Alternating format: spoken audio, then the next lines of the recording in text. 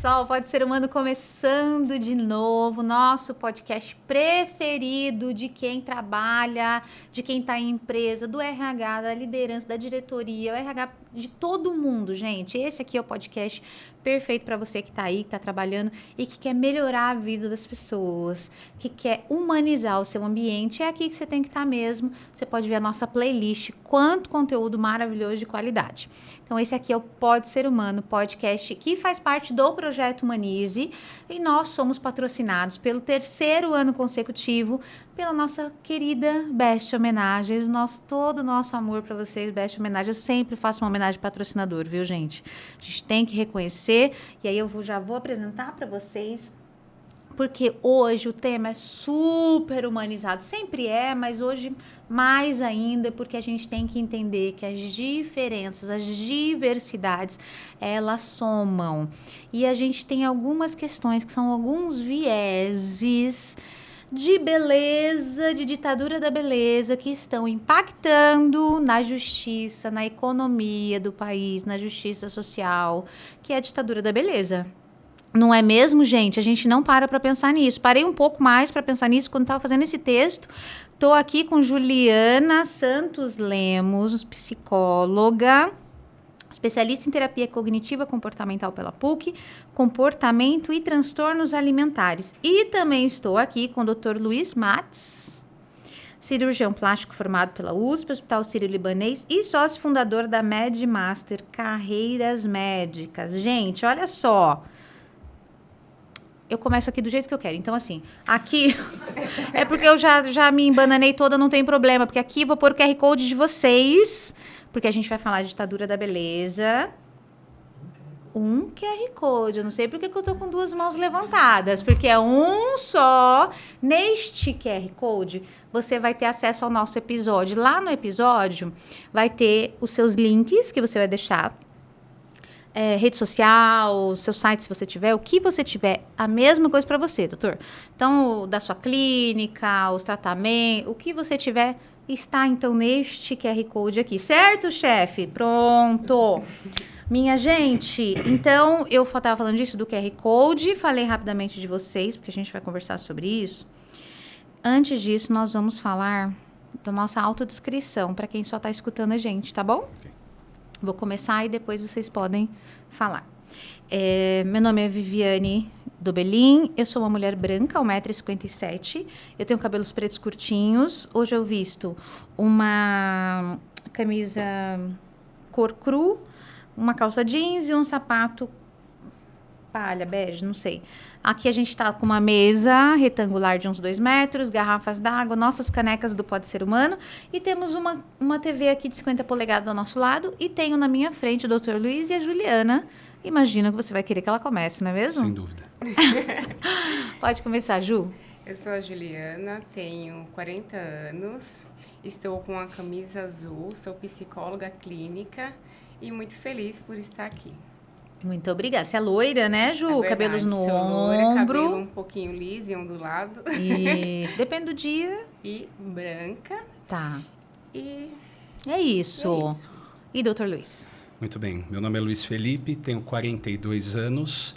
Eu tenho cabelos castanhos curtos, uso óculos, também uso barba de tamanho médio. Estou com uma camisa branca e um paletó que é cinza e com listras marrons. Isso. Sou branco e acho que eu já falei minha idade. Sua altura, não? Altura 1,78. 1,78. Muito bem. Gente, protocolo, Sandra? Todos feitos? Fiz todos os protocolos. Antes da gente começar, quero ler umas coisinhas aqui, ó. Você que está aí, fala da ditadura da beleza, né? De um tipo de beleza, porque muda, né? Isso aí vai mudando e muda de acordo com a cultura. Mas tem alguns estudos aqui, tem um da Harvard School, que fala que a insatisfação corporal e a discriminação baseada na aparência custam cerca de 800 bilhões anualmente, afetando negativamente não só os indivíduos, mas também a sociedade em geral.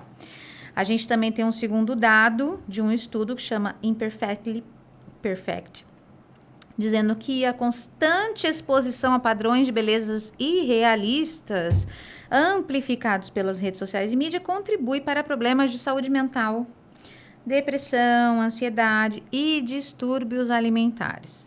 Um terceiro aqui, Brasil, prestem atenção nisso aqui, dizendo que essa ditadura da beleza, olha só que ela não atrapalha também. Tem evidências que a discriminação baseada na aparência, ou seja, quando a gente cria um padrão, né, gente? Eles vão falar tudo. Gente, a hora que eu só tô falando agora, mas depois eles vão falar tudinho.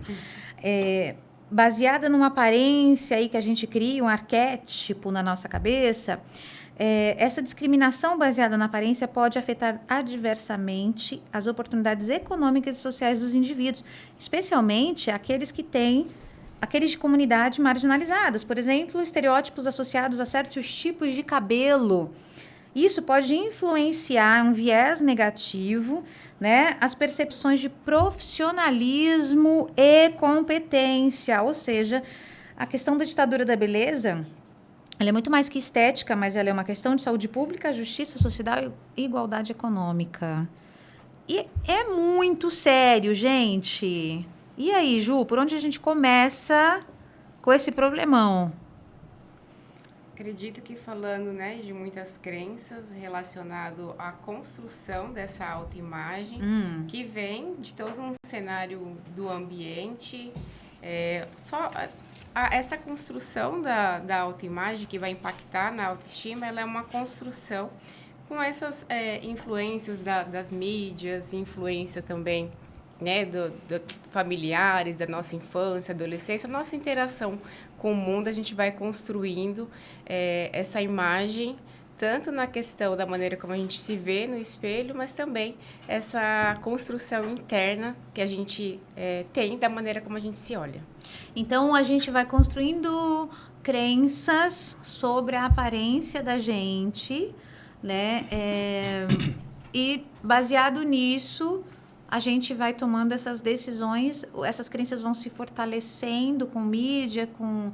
Como que é isso, doutor? Como que você vê isso com as pessoas que chegam lá no seu consultório? Imagino que aos montes, querendo... Eu mesmo queria virar Angelina Jolie. Ele já me disse, Vivi... Não é assim, né, querida? Pois é, eu acho que o ser humano tem uma tendência muito grande a se comparar ao próximo, né? E quando isso vem como uma pressão social, ditando um padrão mais ou menos específico, isso influencia muito em como a pessoa se vê e o quanto ela consegue construir de autoestima, de confiança, né? Então, essa construção da autoimagem que a doutora dizia, ela tem muito a ver com a questão, acho que, da comparação, né? Se você está num ambiente que te força a seguir um determinado padrão, de alguma maneira, né? Forçar, assim, é um termo forte, né? Mas a alta exposição às redes sociais hoje em dia levam você a ter uma autoimagem que muito provavelmente vai estar diminuída em relação àquilo que está aparecendo nas redes sociais. Porque existem inúmeros artifícios, né? É a melhor foto, na melhor pose, com o melhor filtro que está aparecendo ali na sua timeline. E que tem trocentas milhões de curtidas, inclusive, né? Exatamente. Então, penso que é um fator hoje, uma pressão enorme, em particular para os jovens, né, que estão desenvolvendo ainda a sua personalidade, amadurecendo, eles expostos continuamente a isso, vão ter uma tendência maior a ter uma autoestima diminuída e isso levá-los podendo levar a transtornos mesmo psicológicos e uma busca desenfreada por um padrão de beleza que muitas vezes é inalcançável. Sim. O Brasil sempre foi um dos países do mundo que mais se faz cirurgia plástica, mais se gasta com estética. E quando a gente pensa nas redes sociais, elas estão influenciando aí, vamos imaginar, talvez nos últimos 10 anos. Mas o Brasil sempre esteve nessa colocação. Então, o que antes incentivava ou moldava essa busca por essa beleza que a gente está falando aqui? O Brasil, eu acho que, por ser um país tropical, as pessoas tendem a vestir menos roupas, né? Se mostrarem mais, né? Partes do corpo. Então, isso é uma tendência nos países tropicais a terem uma preocupação com o corpo em si, né? Mas não fica somente no corpo, né? A partir do momento que você tem essa preocupação aumentada pela sua exposição, né? Isso daí também necessariamente vai para o rosto também, né? Não deixamos de lado, né? Somos uma coisa única, né? Sim. Eu acho que o meu caso é mudar para o Canadá, então, doutor. Tô brincando, gente, é sério o assunto. Ô, Juliana, quando... Eu acho que vem essa coisa da exposição do corpo, acho que é uma coisa. E eu acho que antes a gente era mais influenciado, por exemplo, pela televisão. Justamente estava pensando em relação a isso, né? Novelas, comerciais, que traziam, né? E trazem até hoje essa questão do padrão de beleza perfeito que a gente tem que alcançar. E também cultural, né? Cada época, cada geração vem com uma cobrança, vem ditando um padrão de beleza e por meio da comparação, igual o doutor trouxe, a gente vai tentando se moldar a esse padrão e hoje as redes sociais só reforçam isso, mas isso já vem de antes. Já vem de antes. Quando a gente fala de comparação, um dos grandíssimos, se não o maior mal da gente, da humanidade, é a comparação, né? Um dos grandes vilões, se não o maior vilão da felicidade, é a comparação. E quando que a gente começa, por exemplo, né, doutor tem vários filhos, né, doutor, que você falou? 5 e tá chegando a Helena, que é a sexta. Inclusive, Helena, gente, ó, quando a gente tá gravando aqui, o doutor até deixou o celular ali, porque pode ser que a Helena chegue a qualquer momento, né, doutor? Espero que não, por enquanto, mas daqui a pouco. Mas pode ser. Vamos ver se ela espera aí até terminar o podcast, Helena. Por gentileza, faça esse favor aqui pra gente. Mas a gente ir ajudando os nossos filhos a criarem... essa autossuficiência consigo mesmo, né? Essa autoestima consigo mesmo, sem que a gente precise se comparar. Não sei se isso é possível, gente, porque parece que a gente vive numa eterna comparação, né? Eu quero fazer mais um curso porque esse aqui já fez, ou porque... Parece que é sempre uma comparação tudo que a gente faz. Como que a gente pode apoiar as crianças, as nossas... Você falou de fases, né? De gerações. Sim. Queria que você falasse um pouquinho mais sobre isso. Mas essa geração que hoje são crianças a crescerem com um pouco mais de autoestima, mais de segurança com a sua própria imagem. Acredito, né, que hoje essa preocupação infantil e adolescência, porque a gente tem os transtornos alimentares, muito ali se desenvolvendo na faixa de 16, 17 anos, a gente tem até início ali dos 13 anos. Então, muitos vídeos, né, crianças, adolescentes famosos, e quem enxerga isso, quem não está no meio dessa fama, acaba se cobrando por isso. Por que eu não estou também? E acaba se sentindo inadequado, tem algo errado comigo, por conta, né, toda essa busca pelo sucesso, né, por essa perfeição, achando que vai ter benefícios, tanto profissional, benefícios amorosos, por conta, se a pessoa tiver um corpo perfeito, se ela tiver ali, né, um rosto que chame a atenção, cor de olhos, cabelo, enfim. Sim.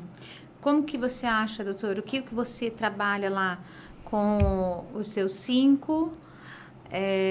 na construção da autoestima? Eu imagino que você recebe muita gente lá, e se você quiser me contar algum caso com a autoestima que você olha e fala, poxa, mas é uma pessoa bonita, e a pessoa não se vê assim. Como que é isso? Essa distorção da imagem? Primeiramente, em relação aos filhos, e acho que como podemos falar isso em geral para os jovens, né, crianças e adolescentes, eu penso que é desenvolver neles as virtudes, né? Criar crianças seguras, né? A partir do desenvolvimento de habilidades pessoais que sejam não só relacionadas ao material, né? Mas algo que transcenda a nossa realidade material. Então, se a criança é criada num meio absolutamente materialista, em que o que importa é o ter, é o parecer, certamente ela vai se frustrar e ela vai querer se comparar com quem tem mais, com quem aparenta mais alguma coisa, né? Então, desenvolver essa habilidade nas crianças para que elas se sintam seguras, né? Então, um ambiente estável, né? Um ambiente em que elas se sintam amadas.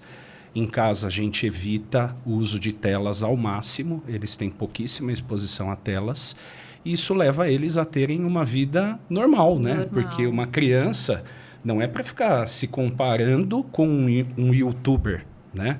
Não é para se comparar com uma outra criança que, eu penso ser uma distorção, que tem lá 5 milhões de seguidores e já tem um trabalho formal, né? Então, esse tipo de exposição acho que gera uma ansiedade enorme nas crianças e em casa nós decidimos evitar esse tipo de exposição que leva a alterações neuronais, né, de desenvolvimento cerebral mesmo. A gente sabe inúmeras alterações do desenvolvimento neuropsicomotor que são afetados pelo uso de telas precocemente, né? Então, isso é uma das coisas que a gente faz em casa. No consultório, quando as pessoas chegam com uma expectativa irreal, né, daquilo que um procedimento estético, uma cirurgia pode entregar, a gente tem que ficar atento até mesmo a transtornos da autoimagem, né? O mais conhecido é o transtorno dismórfico corporal. Então, é importante, acho que é uma das mágicas do cirurgião plástico, é alinhar a expectativa do paciente com aquilo que o procedimento vai trazer de benefício para ele. De fato, a cirurgia plástica tem inúmeros benefícios, né, para as pessoas. Não só benefícios estéticos, mas benefícios funcionais, muitas vezes, né? Depois a gente pode aprofundar esse tema. Mas a gente tem vários estudos que mostram impactos mesmo na autoestima da pessoa, em como ela vai se relacionar com as demais pessoas ao seu redor, depois de algo estético feito nela. Procedimento, uma cirurgia. Porém, algumas pessoas chegam com uma expectativa absolutamente irreal daquilo que a cirurgia plástica pode trazer para ela, né? E daí nós temos um dado que é interessante, que na população em geral, cerca de 1 a 2% das pessoas possuem o transtorno dismórfico corporal, que é ter uma preocupação excessiva pela imagem ou uma parte do corpo e que as outras pessoas notem muito pouco ou não notem, né? Então, alguém que tem um nariz perfeito e fala, meu nariz é enorme, ele é uma batatinha, eu tenho que operá-lo, né? A minha orelha é enorme, mas não, todos os parâmetros técnicos da orelha comum, normal, a princípio, estariam dentro desse padrão. Só que entre aqueles que procuram um procedimento estético, esse índice já não é mais 1 a 2%, ele vai para até 12%. Então, 1 a cada 8 pacientes que procuram um cirurgião plástico pode apresentar esse transtorno. Então, é importante o cirurgião identificá-lo, né? Uma expectativa irreal, uma preocupação excessiva com uma parte do corpo que não deveria existir, né? Que não é notável. E por que tem que notar? Porque se fizer o procedimento, o paciente não vai ficar feliz. Né? Então, a gente sabe que daí a doutora Juliana, identificando em conjunto com o cirurgião plástico e tratando esse paciente, né, com uma terapia, com uma psicoterapia, aí sim ele tem resultado. Agora, realizar a cirurgia plástica geralmente não traz nenhuma satisfação. Então, são pacientes que continuamente buscam outros cirurgiões, inclusive, porque o primeiro cirurgião que fez o primeiro procedimento diz, não, mas está perfeito agora, né? Não tenho mais como te ajudar. E daí ele vai nessa busca desenfreada por procedimentos e geralmente essa insatisfação vai continuar. Sim.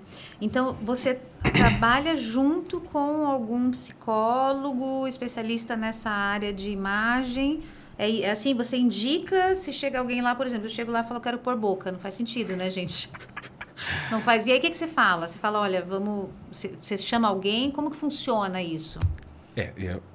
A primeira abordagem é realmente entender o que o paciente está se referindo. Realmente, um paciente que tem lábios extremamente volumosos pedir para pôr mais, eu vou questionar. Olha, mas por quê? Qual que é o motivo? Né? Muitas vezes ele está se comparando mesmo com a Angelina Jolie, que tem lábios maiores que o seu. Né? E daí pode ser que ele esteja em busca disso. E os excessos, eu filtro muito meus pacientes. Eu sou um cirurgião que considero ser conservador nesse sentido. Né? A busca pelos resultados artificiais, eu acho que falseia muito aquilo que a pessoa é. Né? Então, eu já filtro e digo, olha, não creio que esse procedimento seja indicado para você. Sou muito sincero em dizer que não vou fazer ou que não vai alcançar o resultado que a pessoa deseja. E identificado isso, se houver alguma insistência, eu posso sim pedir para que ele seja encaminhado. É lógico que é muito delicado, né? Você chega no meu consultório e daí você sai com encaminhamento para o psicólogo, né? Então, já fiz isso algumas vezes, né? Mas quando eu já tinha mais intimidade com o paciente, mas muitas vezes eu acabo negando os exageros, porque a gente tem que se basear no bom senso. Sim, né? Mas não é todo mundo que tem, né, doutor, o bom senso. Então, ele sai de lá e provavelmente consegue em algum outro lugar fazer, até fora do país, né? Tem muita gente que viaja também para fazer em outros lugares. Sim. Ju, como que vai se formando esse transtorno na mente de alguém, esse transtorno de dismorfia, né? Que você falou, transtorno de dismorfia. Como que isso vai se criando? Quando é que tem uma chavinha? O que a gente pode estar olhando para cuidar disso hoje? Todo transtorno mental, ele é multifatorial, então são vários fatores para desencadear o transtorno. Não necessariamente eu tenho uma queixa, uma insatisfação com o meu corpo, que isso vai gerar um transtorno. Então, a gente tem até alguns dados que um transtorno alimentar, né, dismórfico corporal, tem um alto índice de, ali na infância, a pessoa sofreu alguma negligência familiar, abuso. Então, isso é um dos fatores. Além desses fatores, outro fator pode ser o bullying. Tem caso que a pessoa sofre tanto bullying por conta de questão de uma criança, adolescente obesa, então aquelas brincadeiras, né, sem graça, o bullying mesmo, né, falando de alguma parte do corpo, então a pessoa vai construindo essa imagem de que tem algum defeito com ela, porque todos, né, o ambiente ali, todos reforçaram, quem convivia com ela reforçaram o quê? Que a orelha dela é grande, o nariz é grande, né, então ela vai crescendo, porque quando a gente se olha no espelho, a gente não vê a nossa imagem real. O que a gente vê, o que a gente tem é uma imagem mental. E essa imagem mental, ela é influenciada pelo que os outros falam, pelo aquilo que a gente também idealiza, por aquilo que é vendido, né? Que é falado na mídia, o que é cobrado pela sociedade. Então, a gente vai construindo essa autoimagem. Quando a gente se olha no espelho, a gente tem uma imagem distorcida daquilo que realmente é. Então, todos esses fatores desenvolvem um transtorno mental. Tanto também, a gente tem fatores psicológicos, a pessoa começa a funcionar, ter o funcionamento, na verdade, como se fosse ali, ela tem vários comportamentos a partir da autoimagem dela. Então, se eu me acho uma pessoa com sobrepeso, pelo menos a minha imagem distorcida eu não tenho, mas eu acho que eu estou acima do peso, eu começo a fazer dietas malucas. Eu começo a ir para medicação, ter uma busca constante por procedimentos estéticos, odontológicos, dermatológicos, a pessoa ela começa a ter comportamentos também compulsivos, com compras, né? Produtos para se embelezar, enfim. Então, são multifatores que vão desencadear em um transtorno mental, porque essa pessoa vai gerar um sofrimento clinicamente significativo. Então, ela fica disfuncional no ambiente de trabalho, né, nas suas relações sociais, gerando ansiedade, gerando uma depressão. Por quê? Porque ela tem, vamos pensar que ela tem um evento para ir, uma confraternização. Então, ela começa a ficar ansiosa com esse momento, porque ela acha que quando ela chegar no local, todos vão reparar no tamanho do nariz dela, da barriga, das pernas. Então, ela gera essa ansiedade e muitas vezes ela acaba até se isolando. Acaba não indo, porque ela pensa... Ela construiu uma crença que ela vai ser motivo de chacota ali naquele ambiente que ela vai estar interagindo. Nossa, e provavelmente ela foi, né, em muitos momentos da vida dela, né, esse motivo de chacota. E aí ela foi somando, né, isso durante a vida e chega um momento que, então, ela realmente se enxerga, eu vejo isso muito, assim, já vi filme, né, de pessoas com anorexia, por exemplo, que se enxerga acima do peso, mas não estão, e elas se enxergam, e isso acontece mesmo com a mente delas? Acontece. Elas realmente, elas se olham, se acham... Elas veem gordura. Isso, ela vê gordura, por mais que todo mundo fale para ela, nossa, você está magra, não está gorda, elas se olham no espelho e se enxergam, elas têm essa disfunção, né? Que é um transtorno mental. Sim. Então, ela não enxerga ali a realidade. E ela vai buscar mais recursos para emagrecer cada vez mais. Sim. Então, uma das ferramentas, né, é acabar não fazendo as refeições, não comer. Para o quê? Para não engordar, porque ela acha que ela já está com sobrepeso. E isso gera muito sofrimento. Família toda, né? E laxante, né? E outras coisas. E eu já li um percentual, eu não sei se vocês podem me corrigir, que praticamente 50% de quem tem transtorno, por exemplo, de anorexia, acaba falecendo. Sim. É isso mesmo? É alto isso, assim? Tem um alto risco. Além de falecer, né, por conta de todas as complicações, quando a gente fala em transtornos alimentares, vamos falar também do dismórfico corporal, tem um alto índice também de suicídio. Porque a pessoa não se aceita, ela vai fazer ali procedimentos cirúrgicos, vai se frustrar porque não vai satisfazer aquilo que ela tem de expectativa. Além disso, né, de toda essa busca por essa mudança, porque é uma crença ali, ela acredita que tem algo errado com ela. Então, não adianta o que ela faça. Ela sempre vai se olhar e vai se sentir insatisfeita. Então, a dor, o sofrimento é tão grande que ela acaba tentando o suicídio. É muito sério, né? É muito sério. É muito profundo também.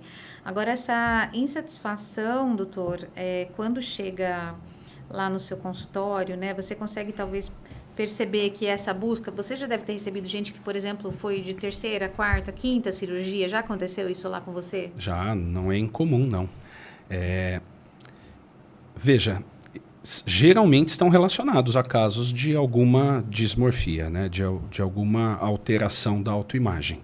E eu me recordo de um caso há não muito tempo, uma moça tinha feito uma lipoaspiração, incluindo uma lipoaspiração na região dos culotes, com uso, inclusive, de tecnologia, enfim, né, que agrega mais resultado, diminuição de flacidez. E ela era uma moça jovem, cerca de 20 anos de idade, e o resultado tinha ficado muito bom. Ela tinha operado com outro médico.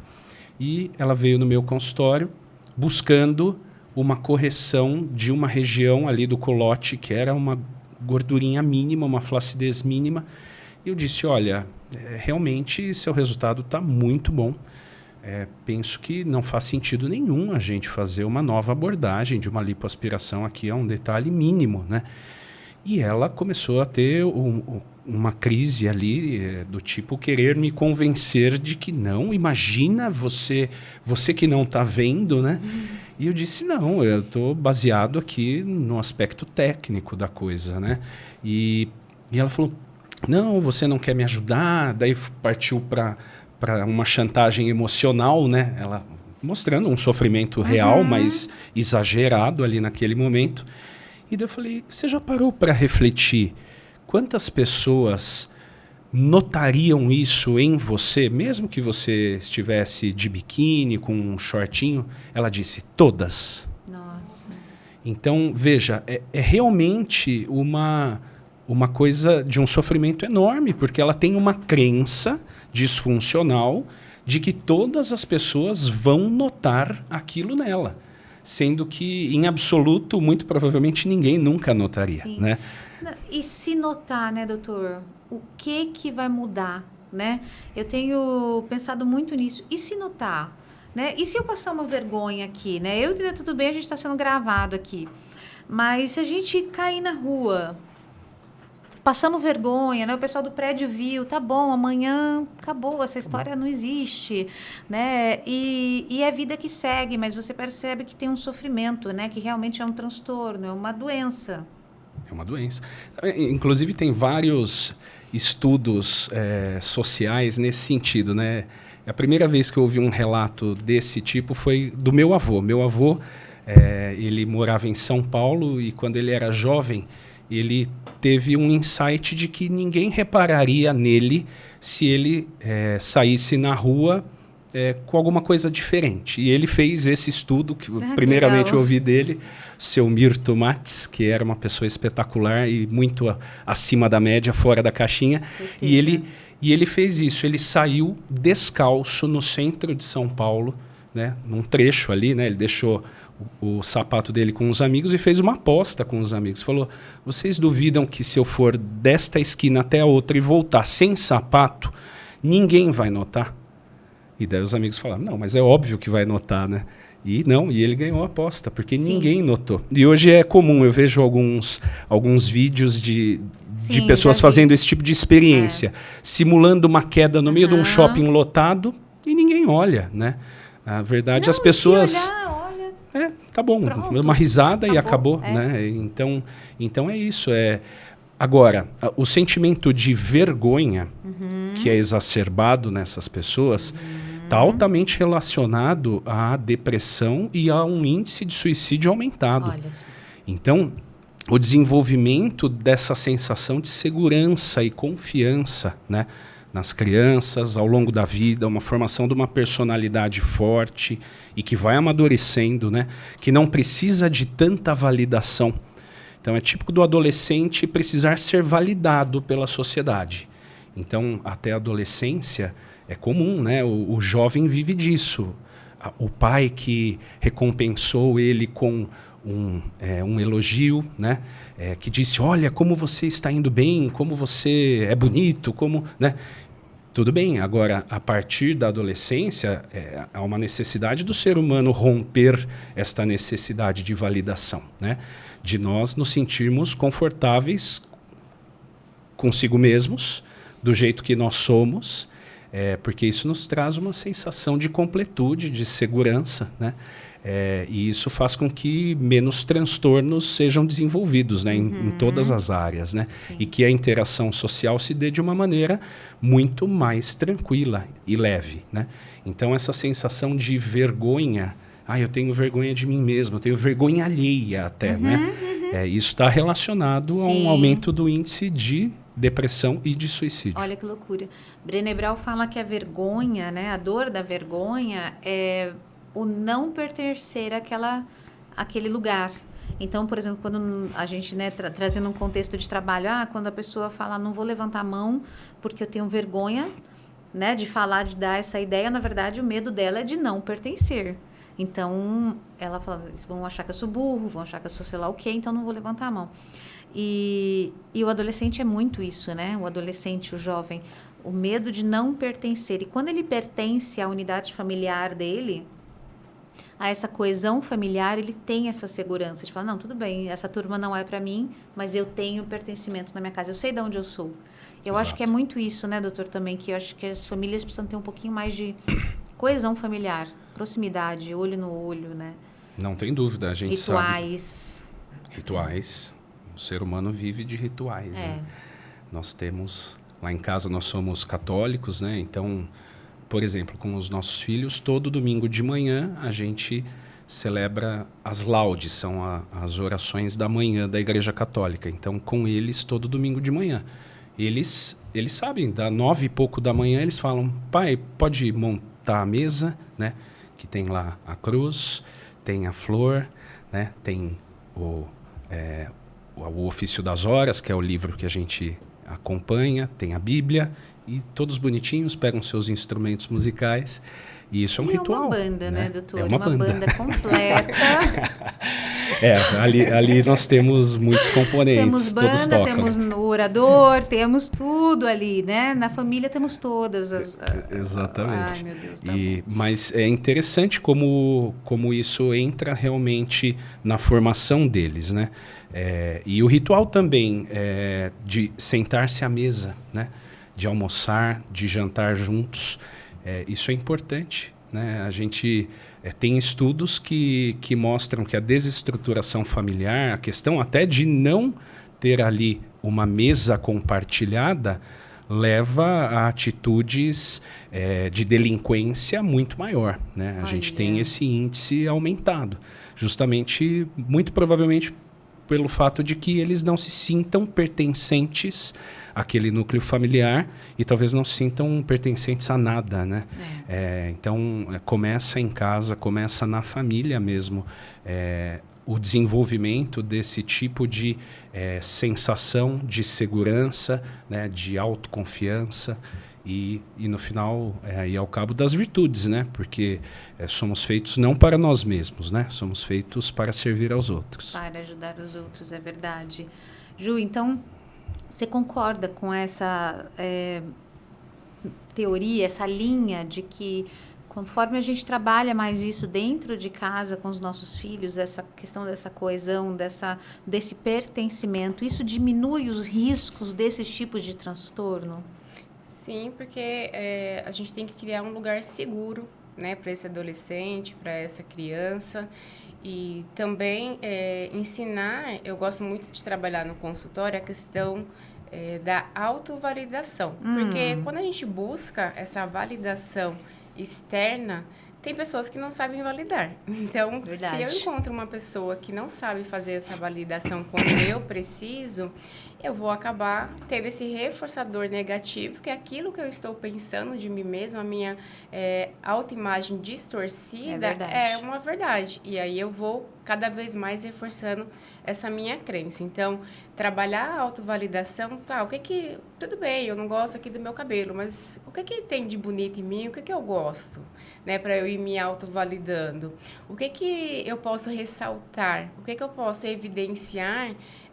Ter também uma questão de autocompaixão comigo mesma, né? Então, assim, diminuir essa autocobrança da perfeição, trabalhar que não existe perfeição, na verdade. Então, isso é uma criação e eu nunca vou conseguir alcançar. Então, toda vez que eu subo minha régua, o sofrimento, ele aumenta.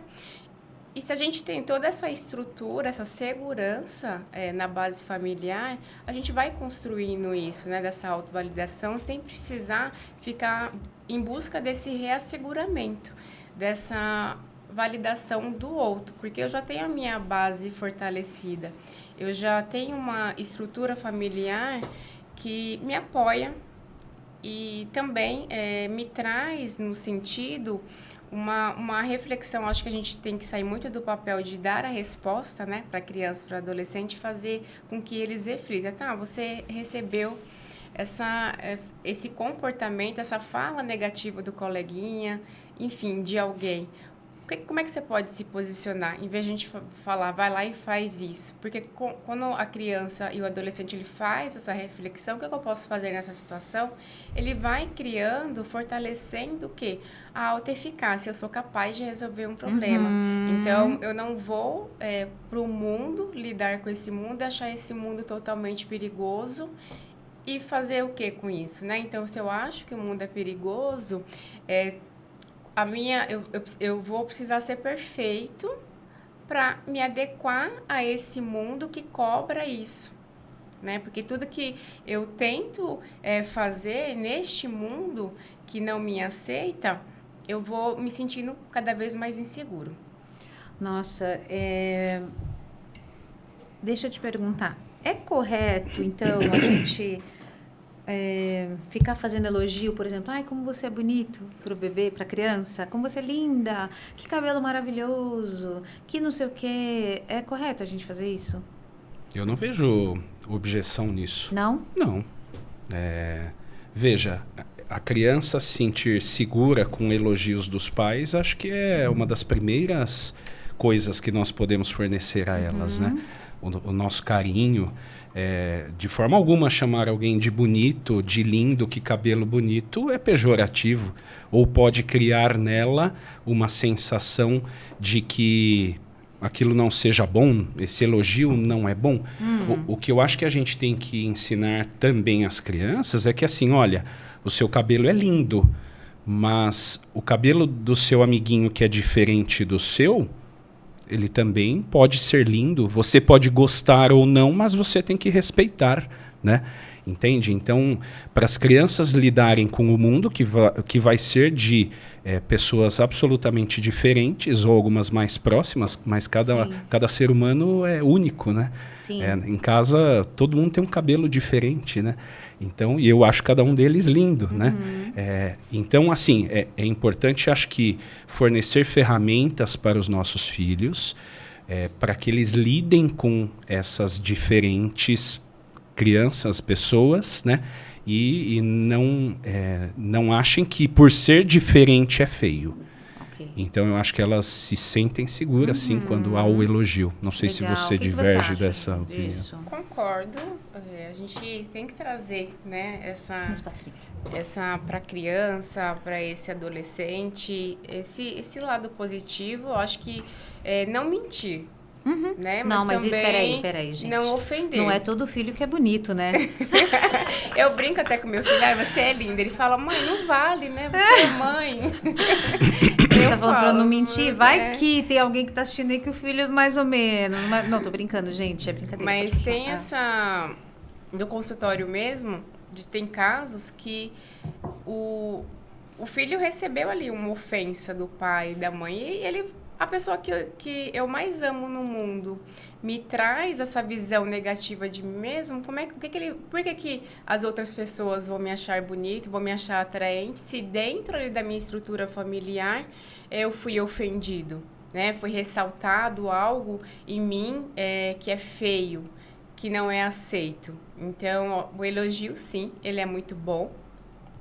O que eu acho que a gente só precisa tomar um pouco de cuidado é a questão de não deixar essa criança se frustrar, né? Então, assim, dizer sim a todo momento. Porque fora de casa, eles vão receber um não e eles precisam aprender a lidar com essas frustrações, precisam aprender a lidar com essas emoções.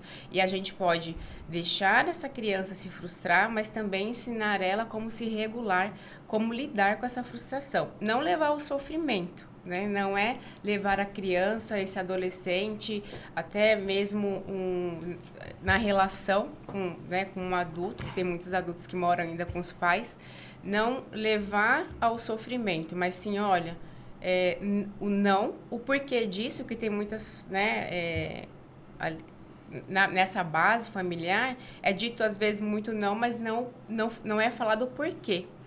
Então, e aí a criança, adolescente vai pensar qualquer coisa, vai pensar que ele que levou o não, ele pode gerar pensamentos porque ele, né, os pais não gostam, que ele é sempre errado, enfim. Então, deixar que a criança tenha uma frustração, mas apoiar, ser a base segura. Olha, não por esse motivo, mas eu estou aqui se você quiser conversar sobre, se você, né, chorou, ficou irritado, ok, vou esperar isso passar e quando você quiser conversar, a gente conversa, trazer essa base. Quando você precisar, eu estou aqui. Sim, eu queria só voltar um pouquinho no que você falou em relação com, por exemplo, elogiar o filho, né? Você é lindo, né? O seu cabelo é lindo. E trazer para ele, né? Eu acho que para essas crianças e para nós adultos que estamos assistindo aqui, uma consciência do diferente. Eu acho que isso a gente precisava dar uma reforçada, porque até aqui, um dos dados que a gente lê aqui é que os preconceitos, os vieses, por exemplo, em relação ao cabelo, e provavelmente aqui não está escrito, mas provavelmente é um cabelo afro, um cabelo crespo, em que se entende que a competência dela está ligada. É um viés, logicamente, um viés inconsciente, mas muitas pessoas ainda possuem esse tipo de pensamento. Às vezes não é consciente, gente, mas por isso que a gente precisa conversar sobre isso. Porque quando a gente conversa, a gente trazendo isso, né, para cima, trazendo isso para a consciência, a gente fala, opa, peraí, será que é assim que eu estou pensando? Deixa eu revisar meus últimos processos seletivos. Deixa eu ver aqui quantas pessoas para quem que eu passei para a próxima fase? Quem que eu não passei? Né? Dentro de uma sala, quem que eu já escolho de cara? Quem eu não escolho? Isso a gente precisa ser questionado, gente. Porque isso é uma coisa que é inconsciente. A gente recebeu aqui a Cris Kerr ano passado, né? Que ela fala sobre vieses inconscientes. E aqui tem estudos dizendo que a competência da pessoa, por exemplo, está ligada à aparência, ao cabelo, à cor.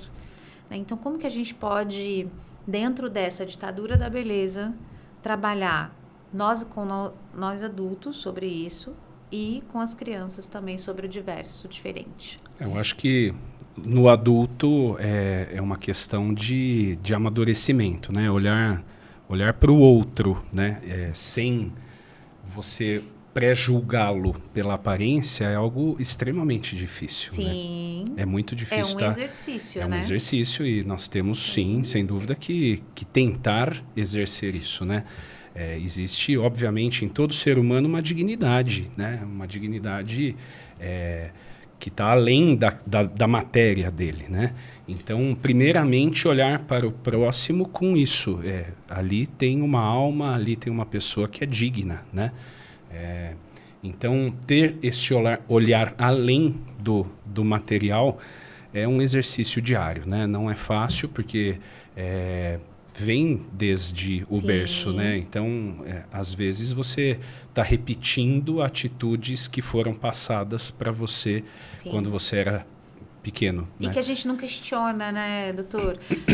O Paulo Cruz veio aqui e eu falei para ele assim, por que se eu ver, por exemplo, né, o doutor aqui tem olho claro, né, claro, se eu ver alguém na rua pedindo dinheiro com o seu perfil, eu falo, nossa, o que será que aconteceu com ele? Na hora eu me questionaria.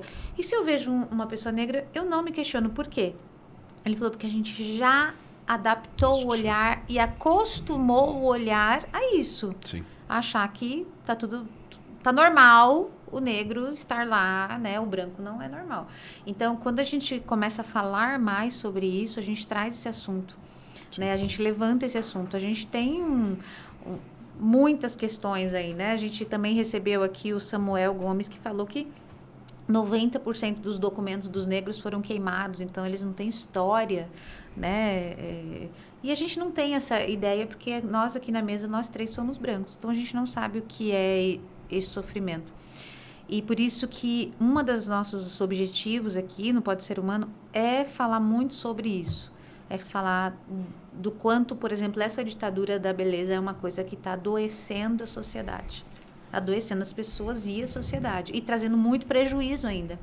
Porque quando eu não contrato uma mulher negra, porque eu tenho um viés inconsciente, que ela é menos competente que a branca, isso está continuando trazendo prejuízo à sociedade. Isso é muito lamentável, né? Por isso que a gente precisa discutir isso aqui. Eu acho que o Brasil ele é um país altamente miscigenado, né? O meu avô, ele é moreno escuro, ele é praticamente negro, o meu avô por parte de pai, né? Apesar de eu ser muito claro e de olhos azuis, né? Então, assim, eu acho que nesse ambiente de alta miscigenação, a gente tem na família um vizinho que é negro, que é pardo, que, enfim. Então, eu acho que, lógico, cada um sabe, né, pelo que passa, né? Sim. Acho que é um assunto importante, né? Mas acho que é diferente, por exemplo, quando a gente fala de racismo. Nos Estados Unidos, a gente tem uma divisão muito clara, né? Tenho amigos que moram lá e que isso lá é algo muito evidente, né? Dizer do racismo institucionalizado aqui no Brasil, eu acho que às vezes, não sei, sou branco. Deixo para quem tem um lugar de fala, né? Que está muito na moda falar. Mas é diferente, né? Pelo que eu sinto, pelo que eu falo, converso com muitas pessoas, tenho amigos negros e, enfim, pode ser um viés também, né? Mas eu acho que aqui no Brasil existe uma discriminação muito grande de classe social. Isso é muito evidente, né? Então, enfim, é o meu parecer. Mas é lógico, é sempre um exercício de estarmos atentos ao próximo, né? Para que não façamos pré-julgamentos, né? Porque quando eu trago esse assunto aqui, exatamente para a gente desconstruir essa coisa da ditadura da beleza. É para a gente desconstruir, porque nós somos muito miscigenados e muito diferentes, né? Então, a gente precisa desconstruir. Que padrão é esse, né? Que padrão é esse de beleza num país como o nosso? Não, o que é? Como que alguém institui um padrão aqui no Brasil? Chega a ser engraçado, Não, né? é absurdo. Não existe isso aqui. Não tem né? como. Não tem. Mas tem um padrão. O padrão imposto, acho que é pela mídia em geral, né? De corpos magros, né? De belezas perfeitas, né? Aquele cabelo feito. Simétricos. Simetria, enfim. É algo que é irreal, é lógico, é sempre comprado geralmente do exterior, né? Começa com uma imposição ali, digamos, hollywoodiana da coisa, né? De como que se dá esse padrão de beleza, né? E a gente vem absorvendo, né, esse tipo de informação. Mas realmente, no Brasil, a gente tem todas as raças, todas as cores e são belezas diferentes, né? Então, é incrível que a gente ainda pense num padrão único, né? Eu acho que você tem que realçar sua beleza, buscar realmente se cuidar. Esse autocuidado faz parte da sua interação social de uma maneira direta, né?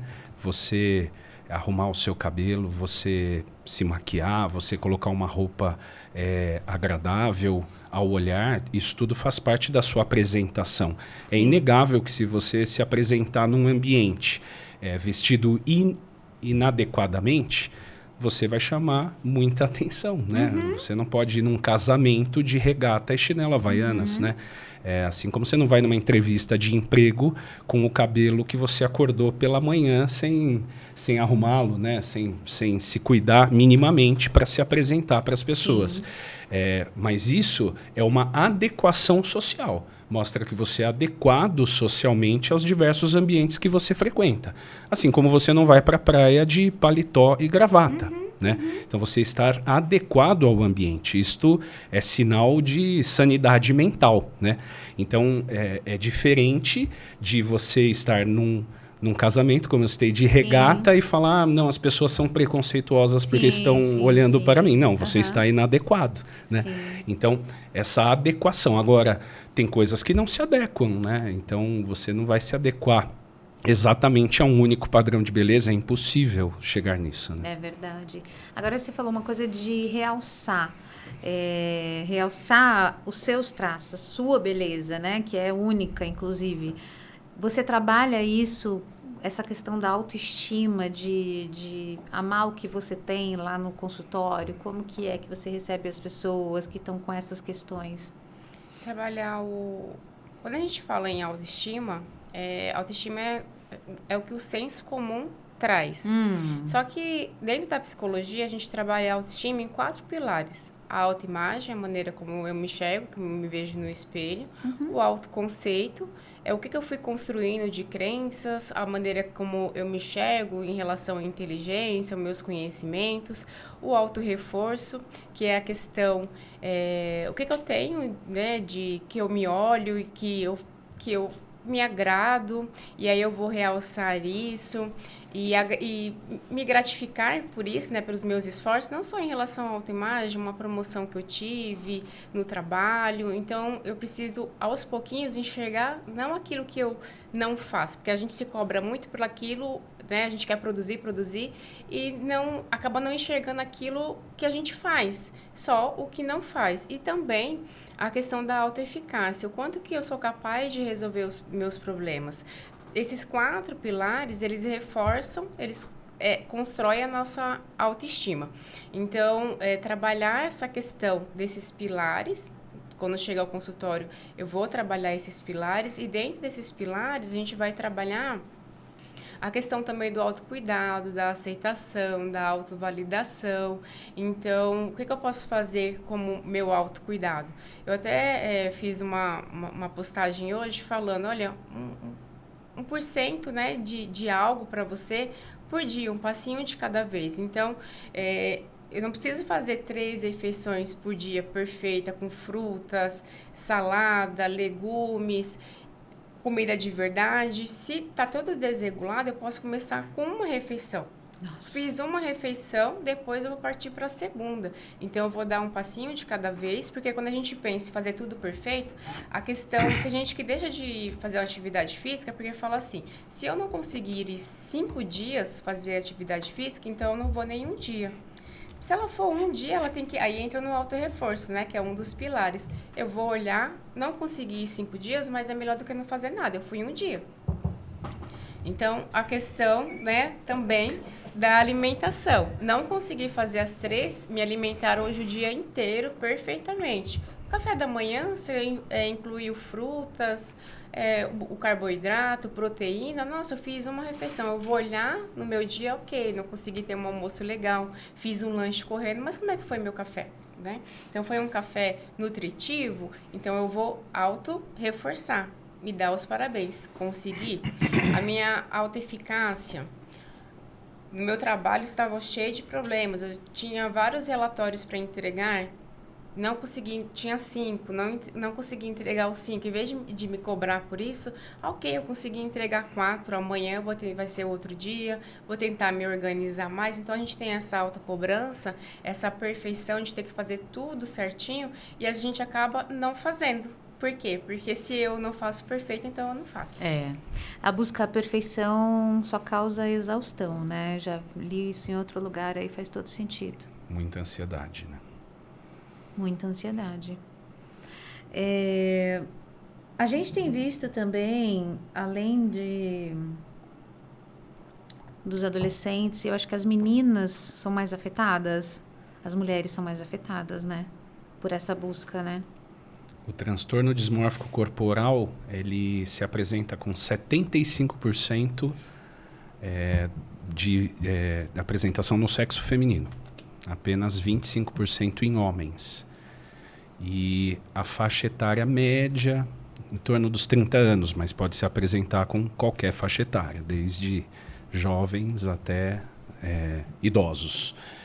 Mas é muito mais comum, mas a sociedade cobra muito mais da mulher. Da mulher, né? A questão da apresentação pessoal. Ser mulher não é fácil, né? Não deve ser fácil, porque a camisa que tem que estar combinando com o sapato, que está combinando com a bolsa, com o tom da paleta, né, da maquiagem, o cuidado com a sobrancelha, né? Enfim, são inúmeras preocupações que são impostas mesmo nesta questão da apresentação. Mas eu acho que são pelas próprias mulheres, não, doutor?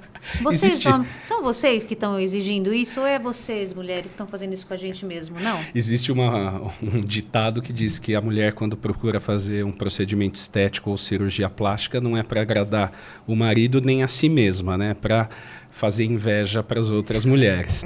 É uma brincadeira, mas eu acho que tem um fundinho aqui, ó. Um fundinho bem grande. Porque parece que... eu não sei, sabe? Eu já vi muito homem falando, nossa, vocês se preocupam tanto com celulite, a gente nem olha isso. Sim. Então, realmente, eu acho que é a mulher que fica olhando a celulite da outra, é a mulher que olha... É a comparação que a gente falou no começo, né? É natural do ser humano se comparar, né? Agora é interessante mesmo isso. Quando os maridos vêm com as mulheres no consultório, muitos realmente falam: olha, doutor, não vejo necessidade, é um gosto dela, né? E os relatos das mulheres é isso. E realmente eu falo para os maridos, eu falo: olha, eu entendo que você ame sua mulher do jeito que ela é, e ótimo isso, não? Essa aceitação da sua esposa que se dedicou ali, por exemplo, numa gestação que modifica muito o corpo, né? Que se desgasta ali na lida diária, no trabalho fora ou no trabalho com a casa também, muitas vezes essa dupla atribuição, ou tripla, né? Quando tem que cuidar dos filhos, enfim.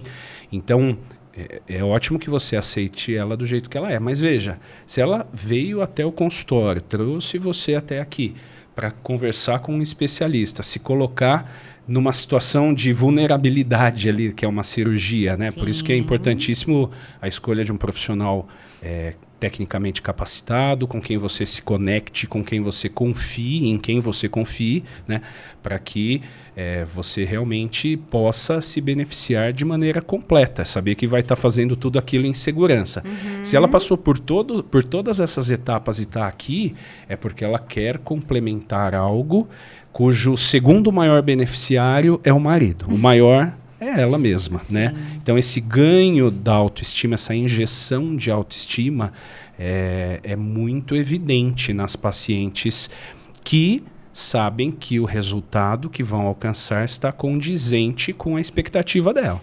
Então, tem que ter essa equalização da expectativa / realidade. Olha, depois da competência técnica do cirurgião plástico, acho que tem que ser a habilidade empatada com a competência técnica dele, tem que ser esta capacidade de identificar este desejo da paciente e que isso esteja alinhado com a realidade, com a capacidade de entrega de uma cirurgia. Porque realmente a perfeição não existe, você citou agora há pouco. Né? Então, assim, o que uma abdominoplastia, uma lipoabdominoplastia é capaz de agregar na vida da paciente? Né? Eu quero me sentir melhor comigo mesma, colocar uma roupa, me sentir menos desconfortável com a escolha de um vestido, por exemplo, não ter que usar cinta, porque eu me sinto desconfortável com o meu abdômen, enfim. Isso certamente vai ser alcançado, né? Em alguns casos até alcança algo a mais, né? Então, pacientes que falam assim, eu quero vestir um biquíni e me sentir bem. Ótimo, é possível também, né? Desde que a sua anatomia seja compatível com uma cirurgia que fique bem. Mas na maioria das vezes, sim, né? Vai conseguir usar um biquíni depois de muitos anos, que várias relatam isso. Olha, eu vou para a praia, eu me escondo na praia, né? Quero poder usar um maiô, um biquíni novamente, né? Depois de muitos anos. E é interessante que a plástica não agrega somente nessa questão da autoestima em geral, né? Da autoimagem, já porcionando aqui nas 4 pilares, né? Mas nessa confiança, nessa segurança da paciente. Mas também, muitas vezes, a plástica resulta em ganhos funcionais. Por exemplo, uma abdominoplastia pós-gestacional, pós-mudança de peso, ela tem um impacto positivo, por exemplo, em dores nas costas, porque a gente reforça o cinturão abdominal. Aí então, que eu queria chegar, hein? Então a gente tem ganhos além da estética, né? Além desta autoimagem que vai se reformular. Né? Então, por exemplo, uma rinoplastia. Muitas vezes a gente corrige defeitos funcionais também, né? A gente corrige o septo, então o paciente respira melhor, né? Então, plástica significa forma, né? Formato. Não deve estar preocupada somente com a forma, né? O cirurgião plástico deve estar preocupado com a funcionalidade daquilo que ele está operando, né? Mamas gigantes, né? Então, eu tenho um relato de uma paciente que ela estava acima do peso, porém ela tinha mamas muito grandes mesmo, cerca de 3 quilos cada lado. Nossa! É um volume enorme. E natural, doutor? Natural. Nossa! Ela estava acima do peso, mas não era isto somente que levou ela a ter essa hipertrofia mamária, né, que é o nome técnico. E ela dizia para mim, doutor, eu tenho uma dificuldade muito grande em fazer exercício físico, porque de fato é um peso enorme, Sim, né? claro. Força as costas, você tem as dermatites, as infecções devido ao atrito e à umidade. Sutiã, como que você acha um sutiã adequado, que sustente? Não é possível, né? E ela dizia, eu já me matriculei umas 5 vezes em academias, mas sempre que eu vou para a academia, eu começo a fazer uma esteira, as pessoas olham para mim por causa do volume das minhas mamas que ali na esteira ficam balançando, né? Era um relato comovente dela, porque de fato ela tentava fazer um exercício físico e não entrava nessa rotina do exercício porque se sentia envergonhada, né? Então, mesmo um pouco acima do peso, nós resolvemos operá-la e reduzimos a mama dela para um tamanho, digamos, um 44 talvez. Nossa. E ela ficou extremamente feliz, depois até entrou num processo de emagrecimento que ela desejava e, enfim, controlou a pressão alta que ela tinha, Olha. o início do diabetes. Então, além do ganho estético, né, que ela sentia necessidade, Sim. ela teve Saúde um ganho mesmo. na qualidade de vida Aham. e um impacto efetivo na saúde dela, né? Sim. Então, eu digo que a plástica, no final das contas, ela pode levar um impacto de não só melhorar os anos de vida, né?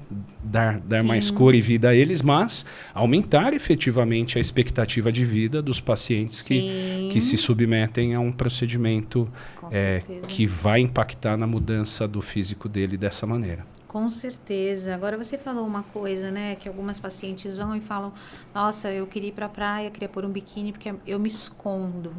Né? Quanto tempo será que a gente perde de vida, Ju? Porque a gente está se escondendo com vergonha do que a gente é. Essas pessoas, quando elas têm essa queixa, essa autoimagem distorcida, elas prejudicam a interação social delas. Muitas vezes, até mesmo em relacionamentos amorosos, elas não conseguem porque elas têm a avaliação que elas são rejeitadas. Então, se eu tenho uma dificuldade no meu relacionamento, ela pode atribuir a autoimagem dela. Eu só estou com esse conflito, ou terminei meu relacionamento porque eu me acho feia. Então, se eu me acho feia, o outro também vai estar me achando feia. Então, se eu não estou, de uma certa maneira, me achando bonita, se eu estou me achando acima do peso, dificilmente eu vou fazer essa exposição. Eu vou a uma praia, eu vou a uma festa, eu vou me arrumar para isso, eu vou tentar entrar em outro relacionamento. Então, eu vou acabando de deixar de ter as minhas vivências por um pensamento polarizado. Então, não tem ali um equilíbrio. Eu acredito que eu sou inadequada, que eu não tenho capacidade e acabo me privando, deixando de ter experiências, né, agradáveis por conta dessa minha autoimagem distorcida. Uhum. Às vezes até é uma questão como essa que o doutor acabou de citar, né, dessa paciente. É uma questão, mas a gente tem perdas, né? Eu acho que isso que a gente precisa avaliar também. Quando você fala de interação social, por exemplo, muitas vezes até relacionamento amoroso, né? Com o marido, não, ou vai apagar a luz, senão não vai rolar nada, porque eu tenho vergonha.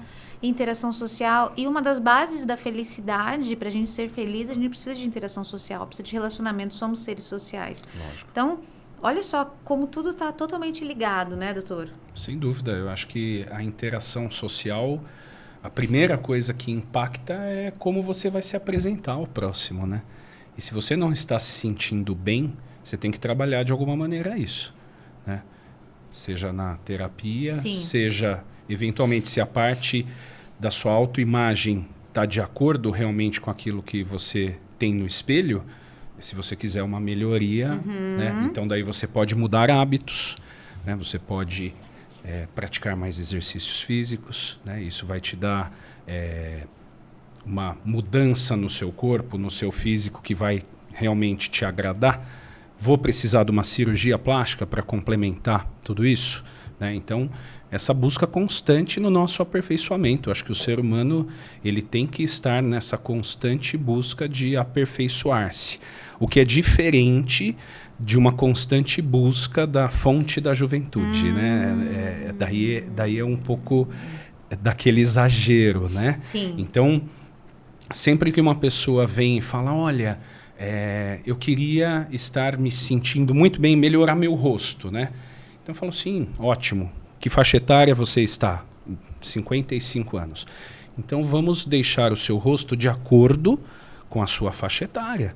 Não vamos tentar te trazer para os 30 anos, porque senão a artificialidade vai chamar muito mais atenção do que a beleza, né? Então o objetivo é aquela moça de 50 anos de idade estar na melhor versão dela possível para a faixa etária dela, né? Então esta questão da naturalidade também dos resultados, eu acho interessante, né? Para ela não perder a característica dela, não ter uma busca desenfreada por uma juventude, porque as rugas virão, né? Os anos passarão e agora nós nessa busca, né, de sempre estarmos melhores, nas nossas melhores versões, né, não só fisicamente, como espiritualmente, como moralmente, né, como pessoas, né, completas que somos. Então, é isso que o ser humano deve fazer. Sim. Você falou dessa coisa, né, do não envelhecimento. Isso é uma questão para mim, assim, eu até quando será, né, que a gente fala, não, tá bom, deixa envelhecer. Ainda não consegui chegar nesse momento aí. Eu estava contando para os meninos na hora do almoço que eu assisti uma aula, por um acaso a aula era de marketing, mas ele estava contando sobre isso, que a empatia, né? Você sabe que a empatia, a gente tem um sistema todo aqui neuroquímico da empatia. E aí eles estão fazendo alguns testes e descobriram que, por exemplo, as mães que têm botox, que o bebê não consegue perceber a emoção, acredite, doutor, já estão tendo impacto no desenvolvimento da empatia. Olha que loucura. Eu não, assim, você não para imaginar o tipo de, né, mas para ter um bebê, provavelmente você está numa época fértil e que ainda talvez não precise do botox, né? Sim. Vamos imaginar aqui, né, no senso comum. Mas a gente já está tendo essa questão. É que o botox também tem os níveis de paralisia, né, da musculatura, gente, essa daí né? Eu não sei o que está acontecendo. Não, exato. Provavelmente são botox exagerados, né? É que o bebê precisa de micromovimentos para entender, né? microexpressões, Sim. e essas microexpressões estão sendo bloqueadas aí pelo uso do botox. Então alguns bebês já estão tendo essa dificuldade, esse estresse de não conseguir entender e desenvolver a empatia. Olha que loucura. Nossa. O que vai acontecer? E até trazendo essa questão, né, da interação, da conexão social, existem pesquisas, estudos, que é um dos fatores protetivos quando a gente fala em desenvolvimento de transtornos mentais. Então, a gente fala muito de atividade física, sono, alimentação, mas é importante a gente trazer essa questão da conexão social. Vai ser um fator protetivo porque o ser humano, né, se a gente pensar evolutivamente, a gente precisa um do outro, né, para garantir a nossa sobrevivência também. Sim. Então a gente não pode deixar de ter essa conexão, porque com essa falta vai gerar um adoecimento. É verdade. Vai gerar ali uma sensação de solidão, que eu não tenho uma rede de apoio. Então eu preciso reforçar, buscar essa minha rede de apoio para trazer para mim esse bem-estar. É verdade. Isso acontece muito na terceira idade, né? Quando se aposentam, né? A gente percebe muito e a gente estimula aqui muito, fala muito de vai fazer um trabalho voluntário, vai na cooperativa, vai fazer alguma coisa, vai se movimentar e pertencer a algum novo grupo, né? Enquanto você vai fazendo essa transição, faça isso também, pertença a um novo grupo, porque essa questão da interação social A gente está com uma epidemia de solidão nos Estados Unidos, no Reino Unido, na Europa. Tem até o Ministério da Solidão na Grã-Bretanha. Tem mesmo. Tem um ministro para cuidar dos assuntos de solidão. Que loucura, né? Sim. Então as pessoas estão... E aí vão adoecendo, né? A solidão adoece, não adoece? Sim, porque vai trazendo pensamentos negativos, né? De que eu não sou aceita, que eu estou sozinha, não tenho rede de apoio, não tenho com quem contar. Então, isso vai trazendo um desgaste, vai mexendo com o meu emocional, aí eu vou tendo uma desregulação emocional e reforçando aquilo que eu penso em relação a mim mesmo, né? Então, eu vou criando crenças negativas e, além disso, se a gente for para o lado da questão dos transtornos alimentares, se eu sou desregulada emocionalmente, eu vou ter uma tendência a tentar me regular pela comida. Por quê? Porque a comida ela é gostosa, ela é prazerosa. Então, em algum momento da minha vida, eu aprendi que quando eu estava estressada, com tédio, ansiosa, eu fui lá, abri a geladeira e tinha algo gostoso, então eu sentia aquele prazer momentâneo. Só que esse prazer é a curto prazo. Só que isso vai desenvolvendo o quê, né? Vai trazendo prejuízos ao longo prazo. Então, eu vou desenvolvendo uma obesidade, um transtorno alimentar. Então, essa desregulação emocional, ela também está muito ligada à questão da maneira como eu me sinto nas minhas relações pessoais, no trabalho, enfim. Então, ter cuidado, né? Se a gente se sente sozinha, a gente olhar. Então, assim, o que eu estou fazendo que eu estou ficando assim tão sozinha e me sentindo assim? Estou ficando muito em casa? Estou muito ali nas redes sociais? Não estou interagindo? Como é que está a questão das minhas amizades? Será que eu fico aguardando alguém entrar em contato comigo, alguém marcar para tomar um café, para almoçar? Então, qual é o movimento que eu estou fazendo? Então, trabalhar essa questão desse meu movimento para eu também buscar essas interações, porque se eu me coloco no lugar passivo, dificilmente eu vou ter também, né? O outro vai achar que eu também não quero, É né? Que eu não verdade. estou a fim de sair, que eu não estou a fim de me relacionar. Então, eu vou diminuir nessa procura do outro também. Mas se eu coloco numa posição de movimento ativo, eu vou também mostrando para o outro que eu estou interessada nele. É verdade. Então, eu vou aumentar essa minha interação e diminuir essa sensação de solidão e começar a construir crenças positivas em relação a mim. É verdade. Eu falo que a gente tem planejamento para comprar um carro, planejamento para fazer uma viagem, para fazer uma cirurgia, mas a gente não tem planejamento para os nossos relacionamentos. E os nossos relacionamentos, essa questão dessa interação social, ela é base para a nossa felicidade. Né? Ela é base e estudada aí por Harvard, o maior estudo de 70 anos que Harvard tem sobre a felicidade, é sobre relacionamento, sobre interação social e apoio, né? Coesão familiar também. Sim. Não temos ditadura da beleza masculina, temos? Existe, né? Temos, gente. Quem que é o bonitão aí, que é o exemplo? George Clooney. Ele é bonito, hein? É bonito, né? Ele é lindão. Nossa. Ui, deixa eu até tomar uma água aqui, doutor.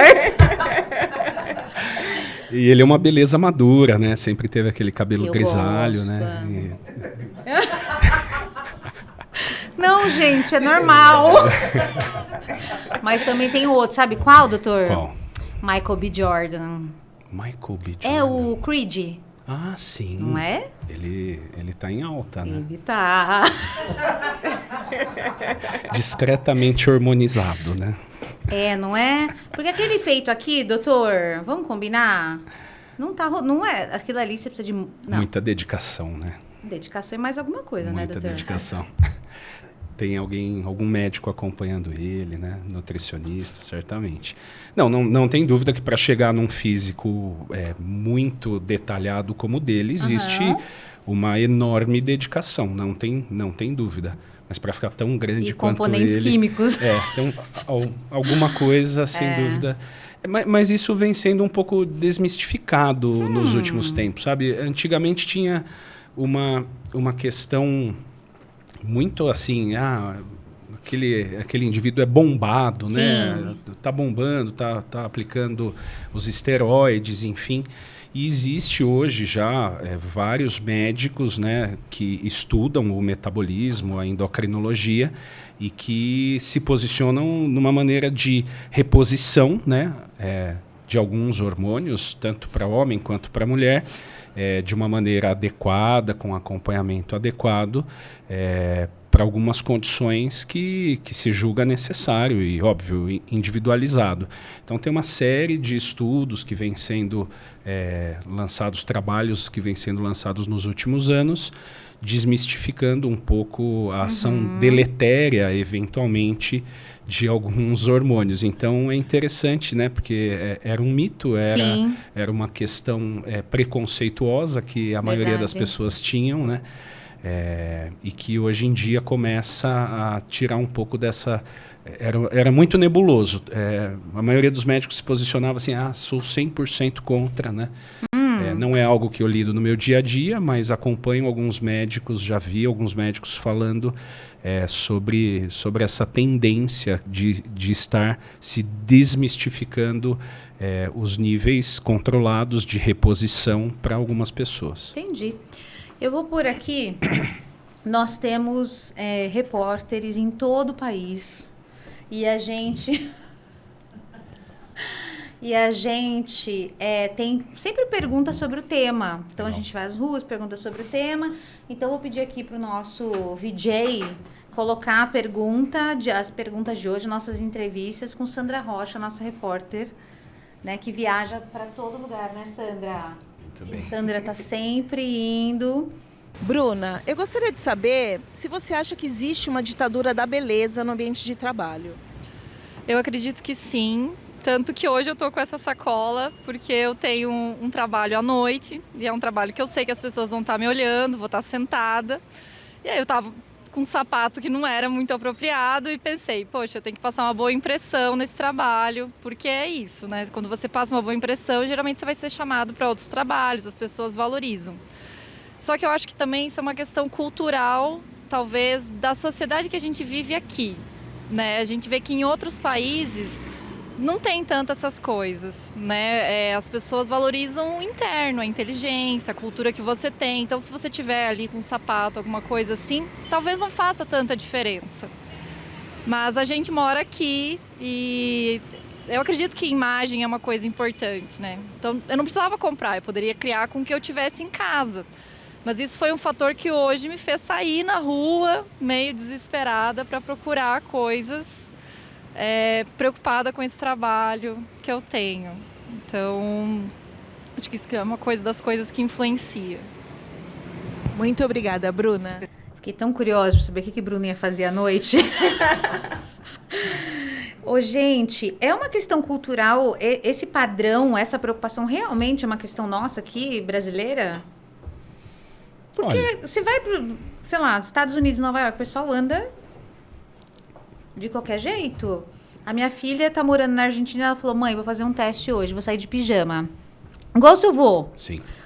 Saí com aqueles pijama fofinho mesmo, de bolinha. Ninguém olhou. Ela falou, mãe, realmente aqui ninguém tá olhando. E aí, gente? É nosso? O que é? Eu já vi esses exemplos que você me disse fora do Brasil, né? De usar Crocs com meia em ambientes não tão adequados, né? Que eu imagino que sejam adequados. E que a maioria das pessoas creiam que seja adequado. Então, é muito comum, realmente, lá nos Estados Unidos, usar pijama, um chinelo qualquer lá, com meia, e vai no supermercado, assim, né? Enfim, no shopping, né? Acho que a gente vê menos isso aqui no Brasil, mas eu acho que é cultural, sem dúvida nenhuma. Tem uma imposição das vestimentas, né? Da adequação das vestimentas. E, olha, de fato... pijama foi feito para dormir, né? Então você ir mas eu vou prezar pelo meu conforto. Não, tudo bem.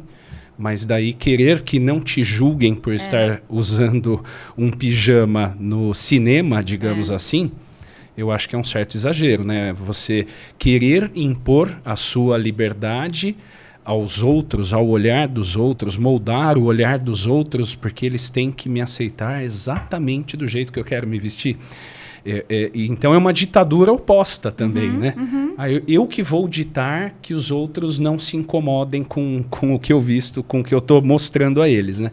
Então eu acho que é o bom senso, né? A gente tem que ter esse bom senso. Eu acho que no Brasil existe em particular nos jovens, eu vejo já uma pressão nesse sentido, né? De se preocupar mais com o conforto do que com o belo. Mas acho que a gente é um pouco mais conservador. Está chegando menos rápido aqui no Brasil.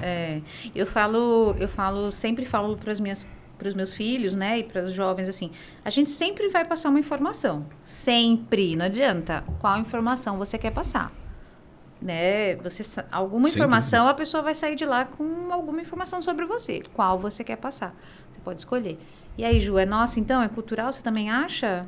Acho. Inclusive, eu trabalhei muitos anos em comércio e quando eu fui trabalhar no Recursos Humanos, que é um ambiente mais formal em instituição de ensino, eu escutei muito do meu convívio falar, olha, agora você vai ter que ir mais formal, né? De salto alto, roupa de alfaiataria. E eu fiquei muito pensando sobre isso, porque de acordo, né, com o cargo, criado uma imagem, um estereótipo. Né, um estereótipo de poder. Então, eu tenho que me adequar. E a gente ganha 2 salários mínimos. 2 salários mínimos e se exige roupa de alfaiataria. Não dá, né, doutor? Né? Não dá. Então, eu refleti muito, né, nesse período, né, o quanto que a questão de eu ir um pouco mais confortável, não necessariamente, né, ir de pijama, mas uma maneira que eu me sentisse confortável, que eu me sentisse ali arrumadinha, era visto como algo negativo. Eu teria que me adequar ao cargo, à função, ao ambiente, e não necessariamente eu exercer ali, né, a função para que eu fui contratada. Então, tem essa questão do impacto. Como é que você quer ser vista? E como é que a sociedade também quer te ver? Então, querendo ou não, a gente é julgado. Não adianta. A gente conversa muito sobre isso aqui nos bastidores, né?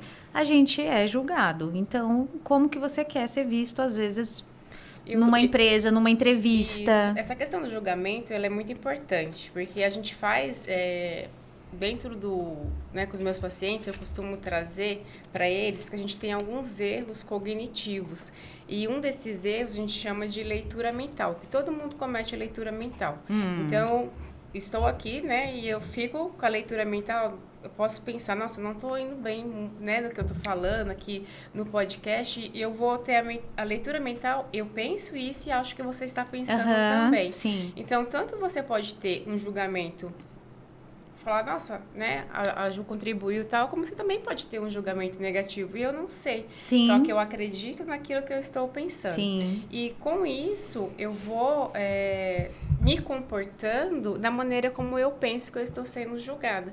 E eu trabalho muito essa questão, olha, ok, você vai com essa vestimenta. Vão pessoas que vão olhar e vão falar, nossa, como você está bonita. Tem outras pessoas que vão olhar e vão falar, não me agradou. E aí, como é que você vai fazer para conseguir atingir um padrão, agradar algo que você não sabe? Se a pessoa vai gostar ou não da maneira como você está se vestindo. Então, essa autocobrança, esse medo do julgamento do outro, isso é muito disfuncional. Isso traz muito sofrimento e é uma adivinhação, né, que a gente não consegue fazer nunca, a gente não tem bola de cristal. Totalmente contraproducente, né? Por isso que a gente tem que estar seguro com quem a gente é. Por isso que a gente tem que estar olhando e reconhecendo o que eu tenho de bom, o que eu posso melhorar, o que eu ainda, né, o que não tem jeito, né, o que eu tenho 50 anos e vai ter as ruguinhas, vou aceitar, ou dá para melhorar. Ah, não dá mais, vai ficar... Então, o que eu faço? Não faço. Então, conseguir dialogar com você mesmo, né? Eu acho que é muito isso também, a gente conseguir dialogar com a gente. O que eu consigo aqui, o que eu não consigo, o que é bom, o que não é bom para mim. Acho que é isso. Vamos colocar mais um? Isabela, na sua opinião, uma pessoa bonita tem mais chances de conseguir um bom cargo no ambiente profissional?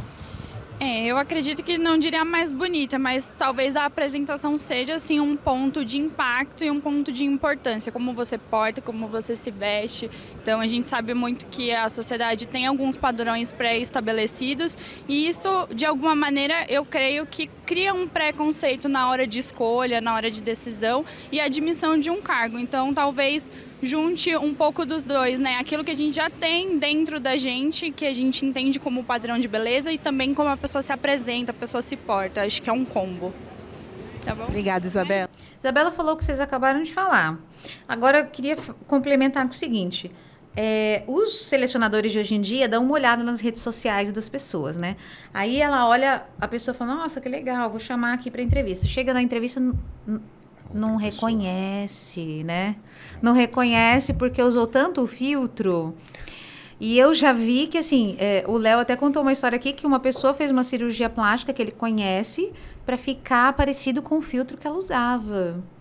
Isso é muito doido, gente. Não conseguia lidar com a realidade, né? Provavelmente as pessoas falavam, nossa, mas então você é a... né? Eu já tive, desculpa, eu já tive isso com algumas pessoas, né? De falar, tá. Então é muito impactante mesmo, né? Você vê uma pessoa ali no WhatsApp, marcou a reunião, ela chegou, mas você é a Juliana, você é a Vivi. E muitas vezes não tem esse site. Esses dias eu estava até acompanhando uma pessoa que estava lá falando no Instagram que ela usava filtro e quando ela chegava na casa da mãe dela, a mãe dela falou assim, nossa, mas você está muito pálida. E ela ficava pensando, mas eu não tô pálida, né? O que tá acontecendo? Aí ela teve um insight, já sei. É porque eu uso muito filtro, minha mãe me acompanha por lá. E quando eu chego na casa dela, ela acha estranho a cor.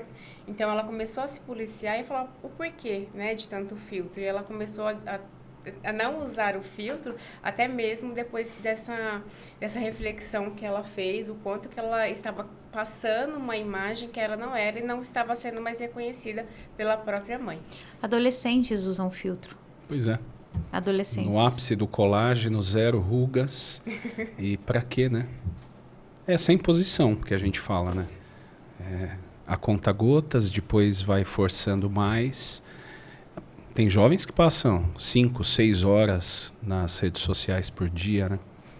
E daí o que eles estão vendo? Doutor, saiu uma indicação para que adolescentes só tenham redes sociais após os 16 anos. Vocês concordam com isso? Concordo plenamente. O que um jovem de até 16 anos que está ali formando sua personalidade vai ter de ganho com o uso de rede social? Os donos das redes sociais proíbem seus filhos de terem perfis nas redes sociais deles. Sim. Por que será? Sim. Então, o estímulo à tela, a gente sabe que estimula a rede de neurotransmissão dopaminérgica, que é aquela da recompensa, né? Fácil, rápida. Então, exatamente. Artificial. Isso cria um vício. Você está viciando o seu filho, deixando ele exposto a telas, né? Inclusive, meu filho de 12 anos ganhou o celular agora. Ele não tinha celular. E... vão falar, é um absurdo, né? Meu filho de 7 anos já tem celular. A maioria tem mesmo, né? Sim. Mas o que seu filho de 7 anos vai ver no celular? Para que serve o celular para o seu filho de 7 anos? A exposição a conteúdos inadequados ocorre em idades cada vez mais... em mais jovens, né? A média de exposição à pornografia tem sido 9, 10, 11 anos, né? Imagina só o estrago que faz isso no imaginário, na mente de uma criança, né? Sim. Então, é isso. Redes sociais antes de 16, qual o motivo? Sim. E até a questão de amadurecimento mesmo, né? De construção. Se a gente olhar, a criança, adolescente está exposto a tantos vídeos que... qual que é a mensagem, né, desses vídeos? Então, ele vai olhando e vai tomando aquilo como certo. E o que seria esse certo? Então, não tem esse discernimento do que é certo e do que é errado. Ele vai... a interação dele, se a gente colocar que essa interação está muito mais ali nas redes sociais, ele vai ter uma grande influência da formação dele com base nas redes sociais. Então, inclusive na semana passada, eu estava participando de um congresso e eles trouxeram lá que criança de 2 anos já tem prejuízo o celular aqui, assim. Não precisa nem ela acessar. Olha. Do lado dela já traz prejuízos. Então, imagina uma exposição constante de criança, e aí vai, né, várias horas, o adolescente. Então, quantos prejuízos não saem? Principalmente na questão da interação social, porque é algo ali que ele está tendo dopamina a todo momento. Sim. Então, por que ele vai ter uma outra interação que não traga tanto prazer para ele assim? Que não é rápido, né? Não é rápido igual o celular traz. Tarefas diárias, né? Então, execução de tarefas simples. Por que a criança vai recolher o lixo, ajudar em casa nas tarefas, vai recolher a roupa dela? Não vai gerar o prazer, né? O que eu tenho com o joguinho, com o que eu tenho ali rolando o feed, né? Mas isso é um assunto para um outro podcast. Perfeito. Gente, nossa, eu acho que a gente tentou discorrer aqui um pouco. Acho que é um assunto muito complexo e profundo. Eu queria saber de vocês se a gente deixou de falar de alguma coisa que, assim, não podemos sair daqui sem falar. Tipo, nossa, a gente tem que falar isso aqui, deixar esse recado, porque é muito importante. Acredito que ter esse cuidado com essas influências, tentar não ter pensamentos polarizados, o que é certo e o que é errado, olhar para as nossas preferências e com essas preferências buscar o equilíbrio. Tá, ok, o que eu não gosto que eu posso melhorar? O que eu gosto que eu posso ressaltar? Cirurgias têm seus benefícios, mas também tem seus pontos negativos, malefícios. Então, assim, eu preciso realmente buscar uma cirurgia ou eu posso buscar outros meios, como uma atividade física, um autocuidado, enfim, né? Arrumar meu cabelo. Cada caso é um caso, né? Isso, então... se avaliar, fazer essa autoavaliação, se realmente eu preciso atender a essa demanda que a sociedade me cobra. Sim. E buscar, né, se for difícil, se estiver gerando sofrimento, buscar ajuda psicológica, porque dentro do tratamento a gente vai fazer toda uma avaliação de vantagem e desvantagem de fazer essa cirurgia, de olhar para essas crenças e flexibilizar essas crenças, ajudar a resolver problemas. Então, realmente, essa minha insatisfação com a minha autoimagem, ela só vai ser resolvida por meio de uma cirurgia plástica. E também, essa cirurgia plástica, ela pode trazer muitos benefícios, né? Me motivar a buscar um cargo melhor, a ter mais interações sociais. Então, assim, a gente sair dessa polarização, buscar sempre o equilíbrio e a ajuda de um profissional, né? Se tiver dificuldades. No caso eu, né, Juliana? Fala assim. O profissional, no caso eu, @Juliana... psi, né? julemos.psi. Aí, julemos.psi. E você, doutor? Sem dúvida nenhuma, bem pontuado pela doutora Juliana. E entendendo-se que a plástica vai ajudá-la, né? Vai ajudá-lo, procurar um profissional que tenha uma formação adequada, que realmente passe a segurança que você precisa e a confiança que você precisa adquirir, que mostre a realidade, né? Que tem muito médico que é o famoso médico famoso do Instagram, que tem um monte de antes e depois, né? Então, assim, não sou contra de forma alguma. Acho que o Instagram mostra bastante coisa bacana, né? Desmistifica muita coisa, mas saber filtrar também, né? E no olho ali com o profissional, sentir que ele vai te dar essa segurança do procedimento, né? Que vai passar por uma avaliação completa, uma série de exames complementares, né? A cirurgia plástica, sem dúvida, ela tem riscos, como toda cirurgia, mas num comparativo, a cirurgia plástica é muito mais segura do que a grande maioria das cirurgias que são realizadas, né?